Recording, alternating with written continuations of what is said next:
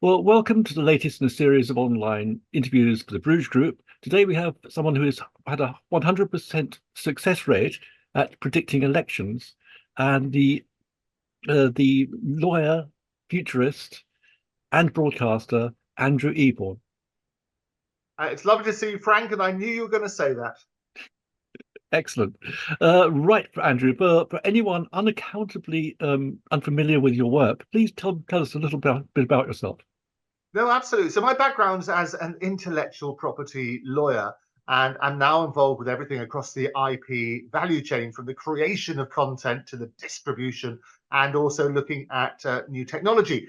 And I speak around the world about AI, artificial intelligence, and what the future might hold. So imaginatively called a futurist. And I work with companies basically predicting what's going to happen, advising about the latest advances in technology and how they can basically use that technology to basically maximize the opportunities for themselves, and also sort of guard against the fluctuations, if you like, in the current world.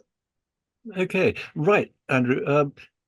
Now, this forthcoming election is likely to be uh, far more sort of AI dominated regarding the hustings and also the election itself. So what role do you think AI will have this Oh, I think particular it's election? massive. 2017, fake news was chosen by Collins as the word, or that's two words, of the year in 2017. And last year, AI, artificial intelligence, was chosen as the words, again by Collins. And if you combine both of them, then it's an extremely dangerous explosion of opportunities. And we're going to have more and more basically fake videos, deep fake videos, they call them, artificially created audio recordings. And we've seen a number of those already. And if you look back at the pictures, we talk about photographs and how they can be manipulated. Well, it's going to be far worse than that. Everything that we thought was true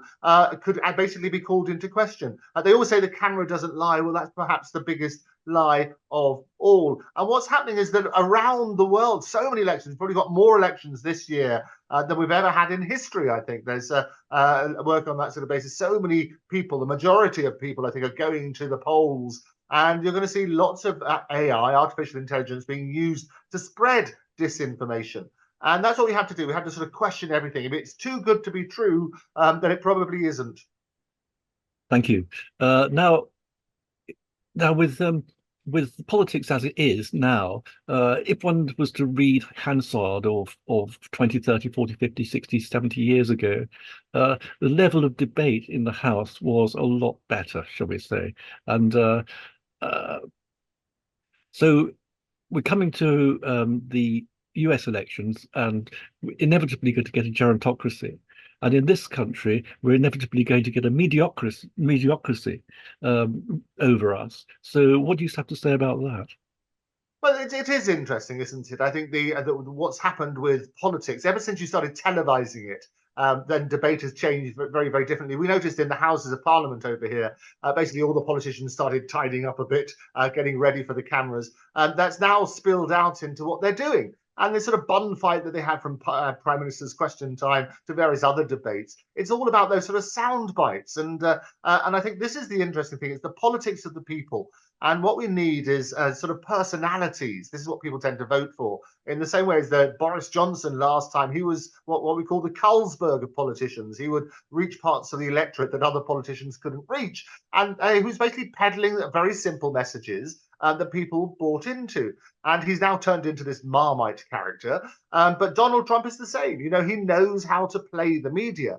And as a result of it, he's basically, I predicted, and I'm probably one of the very few that when he was up against Hillary Clinton, that he would basically beat her, because people underestimated middle America and how that's going to happen. And I think this is what's going to happen in the next election. At the moment, the polls are pretty appalling for the Tories. We're going out today is the 3rd of April, just to put this into perspective, in case there's a massive change. So it's looking on that sort of basis. And what's going to happen is the polls at the moment are predicting that the Tories will end up with potentially less than 100 seats. I think it's about 98 seats was the servation, talking about starvation for the Tories. That's what they're predicting. But that's on the basis that people like the Reform Party are taking 50 seats away from them. And if that basically didn't happen, then that will change. But also the gap between Labour and the Tories, I think, will close if there's delivery on Sunak's original 5 pledges, not least of which was obviously that the stopping the boats. If you don't stop the boats, you're going to stop the votes. Halving inflation when it was at 11% was always going to be an easy one because it's way below that sort of stuff. But I do think there will be the green shoots of recovery. And one of the greatest things that the Tories could do is to look at the advances that might be made over the next few months and to turn around and say, look, we're now on course to deal. We've had some awful times. We're now on course to get the improvement. And if we can continue on this path, then you're going to be better off as a nation. And the biggest selling point, it was Edward Bernays, the father of PR, said the most powerful human emotion is fear. And if you scare people into thinking that, look, we're on the road to recovery now, it has been awful. If we change not just ships, we change captain and ships, then there could be a real risk that it could backfire. And I think that's going to be the interesting thing over the next few weeks and months before the election. Yes, I mean, potentially it's half a year. I mean, that could make a difference, couldn't it? Oh, absolutely. And actually, the very latest date the election has to be called is the end of January. I mean, you have to call it a few days beforehand, but the very last date on which people have to vote is the end of January. But obviously, I think Sunak's made it clear it's most likely to be around October time, I would have thought. He might, and some people have suggested, wait and see what happens in America. And arguably, he would be better off if Trump were in the White House. So we could see what happens on that sort of basis. But no, I would certainly, the advice I would give is wait it out. Time is not the time to do it now, when obviously the polls are predicting such a devastating loss. Let's see some room. Let's see some improvement in at least those 5 pledges and various other areas. And I think there's going to be some good news which will come out in the next, I think, weeks, if not months. And he can basically capitalize on those as well. Yes, I mean, Labour tend to sort of do better in the summer months, and the Tories seem to do better sort of when the weather is bad. So, I mean, that may make a difference. Well, we can organise the weather with climate change. I guess you work on that sort of premise. But yeah, it's an interesting one, isn't it? And the talk originally was about combining it with the May the 2nd little local elections, but that's clearly not going to happen. Sunak's himself intimated that it'd probably be in the autumn.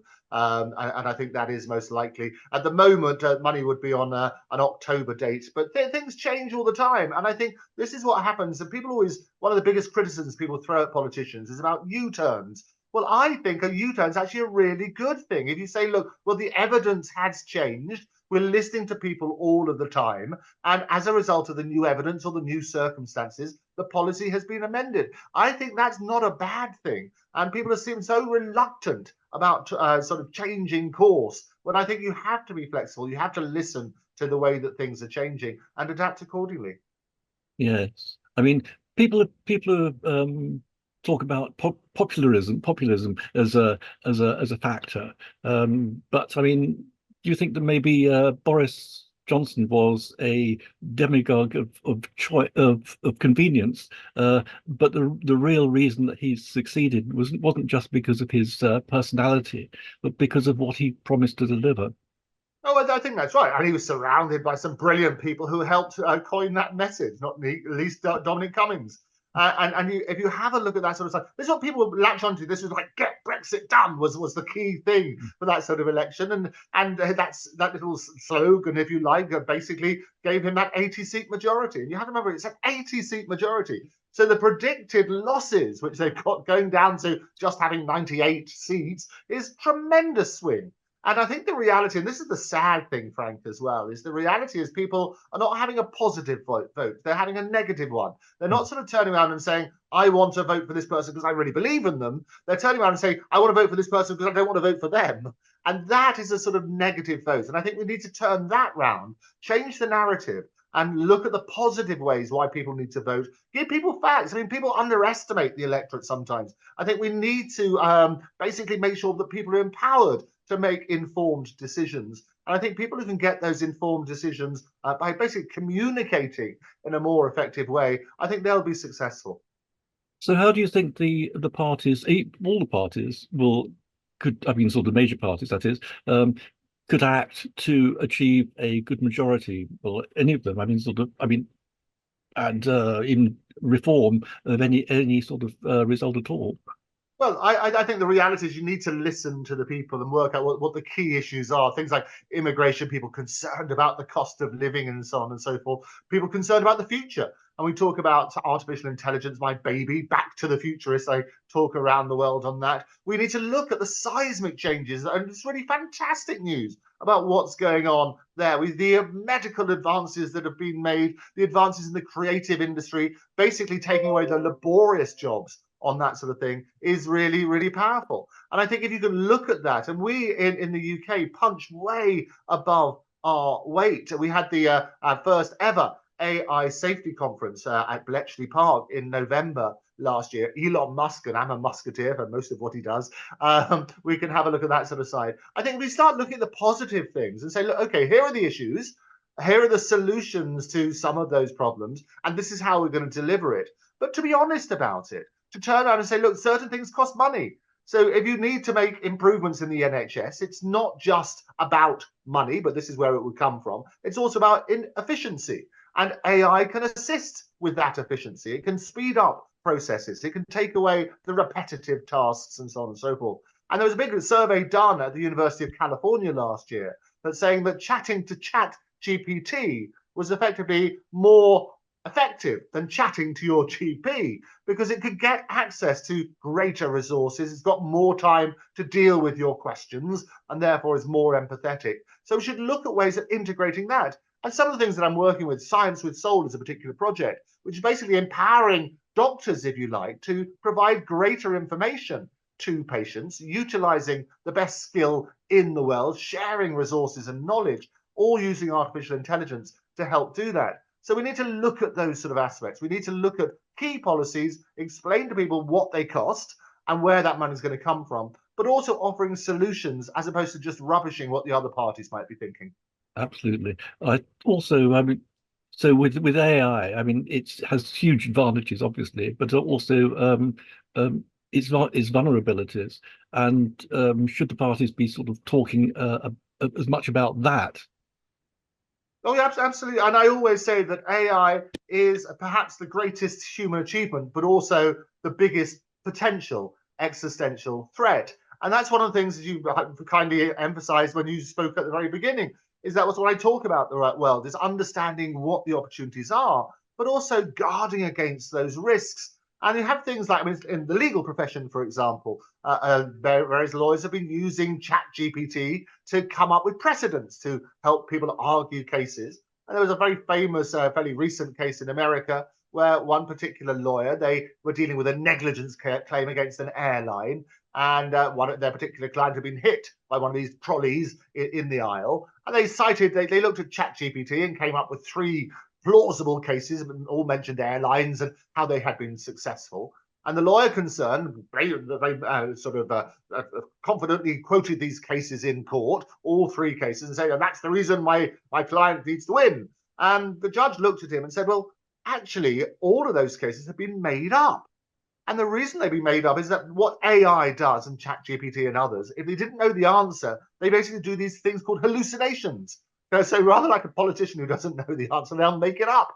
And so you need to look at that sort of basis. You need to understand those limitations. We also had Gemini. You might remember the launch of Gemini, which basically was we do videos and images based on a little bit of text. And they worked out that it basically taken the prejudice the other way. So you have historically inaccurate pictures were being created because people could say they were being too woke. They were trying to make sure it's about inclusivity and so on and so forth, and realizing that history is only written by the winners. And therefore, they basically wrote history in order to bring in that sort of inclusivity and so on and so forth. So the question at the moment is it certainly has certain risks. What you need to do is be aware of those risks. But what I can say is that AI is at its worst position now. It's only ever going to get better, and it's improving all the time. Thank you.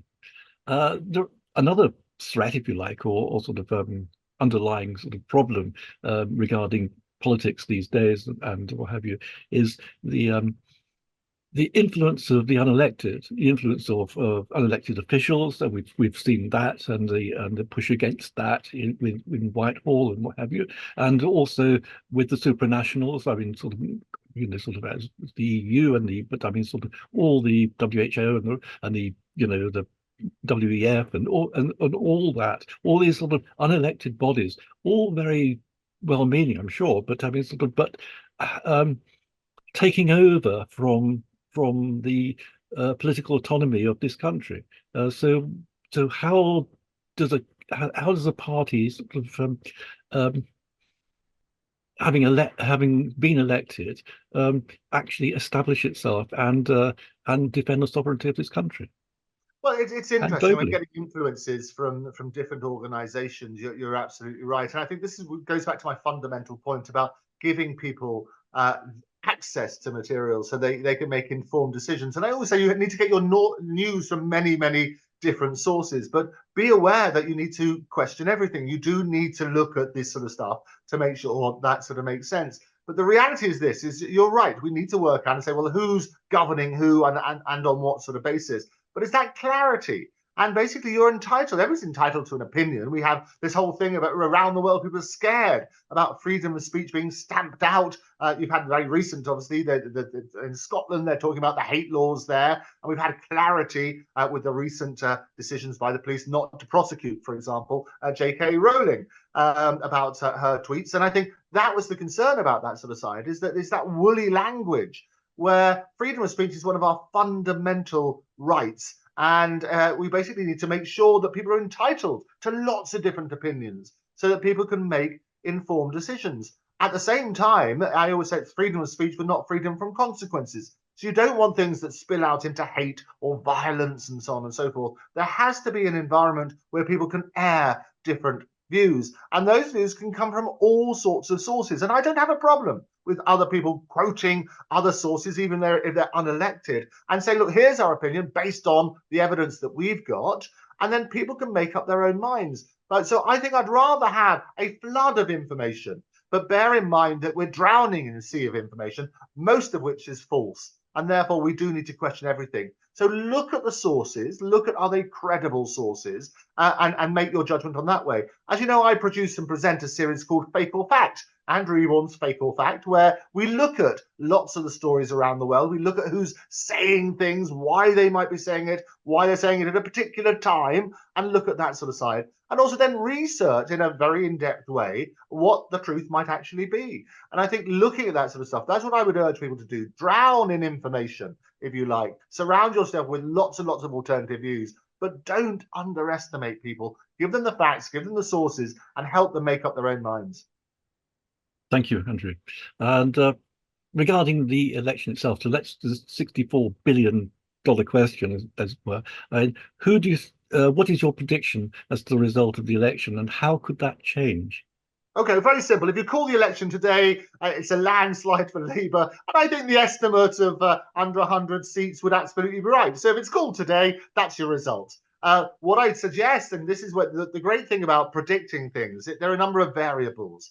And my advice would be things will get better over the next few months. And I do predict that. You're going to get a more stable economy. There will be improvements in things like the NHS if you follow the advice and can embrace things like AI to introduce those efficiencies. There's a lot of good news in the pipeline.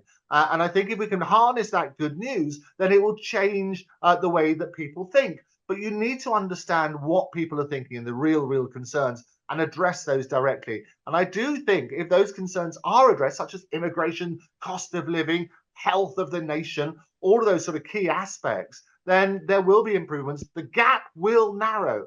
And I would always remind people that, you remember the election against Clinton versus Trump, everybody went to bed assuming that Hillary had won. And in the morning, they had that shock. I'm telling you, here's Donald, and he stormed it. And I think I was probably one of the very few people who not only predicted that he would get the nomination, but also that he would win. And everybody at the time said, oh, that's all rubbish, there's no way. And the reality was exactly that. I also predicted several years ago that he would get a second term. And I think it's going to be very interesting to see what happens in America, and probably going to be maybe after our election, but see what happens on November the 5th in America. And I do think that Donald is on course to getting a second term. Thank you. What about, I mean, the there are other variables, aren't there? I mean, there is the intrusion of things like pandemics and wars and all these different things which come from external, and do have an effect. I mean, what do you think about the idea that the best form of leadership is one which can adapt very quickly to any threat whatsoever? Oh, no, absolutely. And we have to say the world is a troubled place at the moment, and not least the misinformation and disinformation that's being spread. But the reality is that we have to work out who are the best people to deal with these curveballs and the nightmare situations as they arise. And there will be several more. It's not the first pandemic in history. I talk about the wrongly named Spanish flu, which did in fact start in Kansas. So it should have been the Kansas cough, and it was wrongly named the Spanish flu because the King of Spain basically contracted it. Reporting restrictions meant that you couldn't talk about the ones in England, you couldn't talk about the ones in France, but you spoke about poor old the King in Spain, and therefore everybody assumed it started there. The reality, it wasn't the Spanish flu, it probably should be called the Kansas cough, but it wasn't the first pandemic in history, which is my point. So there will be these troubles which come about. What we have to do is be honest about it and say, look, when they come about, we're prepared to do things, which is why, as I say, I'm an advocate of the U-turn. You can turn around and say that this is the policy based on the current information that we've got. This is the best advice that we've got. But we are open all the time to review the situation, take on board any new evidence that's presented, because it would be arrogant just to say, here's our policy, whatever happens, we're going to stick to it. What we could say is that here's our policy based on the evidence that we've got. Let's present the evidence so people can understand. You take people on board by communicating with them. And you say, this is based on what we've got. This is the cost of the policy. These are the downsides. These are the upsides. This is why we've reached this decision. But if any of those factors change, then we have to be in a position to be flexible and to deal with it accordingly. And I think that's a clear message to people. You turn around and they would understand that. So it doesn't become this thing. It's the same way as a cost of services. People need a certain level of services. They are entitled to turn around and expect the best of those services. Those elements and those services cost. So you need to deal with that sort of side. Say, well, where's the money coming from? This will cost X to give pay rises here and so on and so forth. Everybody's entitled to a fair wage, but this is where the cost needs to come from. But also, as I said beforehand, it's not just about money, but also about efficiencies. And that's where technology and so on and so forth can introduce those efficiencies. And I would look at that sort of side as well. Thank you, Andrew. Now, Andrew, you have a wealth of knowledge and perspectives. Is there anything you'd like to add? I mean, from your point of view of what is likely to happen and all the influence upon it? Well, I would get away from the sound bites. It's so easy that the really important issues get reduced to just sound bites. And I would urge everybody to basically question everything. Look at the real issues. What we need to do is find solutions. It can't just be about rubbishing the other party, because it shouldn't be just about negative votes. I really hope that over the next few weeks and months, as we get the inevitable election, that basically there will be people drilling down the same way as you're doing on your brilliant podcast, is drilling down into the key issues and saying, look, here are the issues, here are the potential solutions, here are the real costs and the real sort of elements and considerations, so that people can make those informed decisions. So what I would urge everybody in this diseased information age is surround yourself with lots of information. Make sure that you understand the issues. If you don't, ask those questions and make sure that those questions are answered. Because it's only by doing that that we can get informed decisions. And it's only by doing that that we can get the leadership that we deserve. And it's only by doing that that we can find solutions to those horrendous problems. Thank you very much, Andrew. You're very kind. I mean, if you'd like to round it off now or add anything else. Well, you're welcome to follow at Andrew Eborn, at Optimus TV.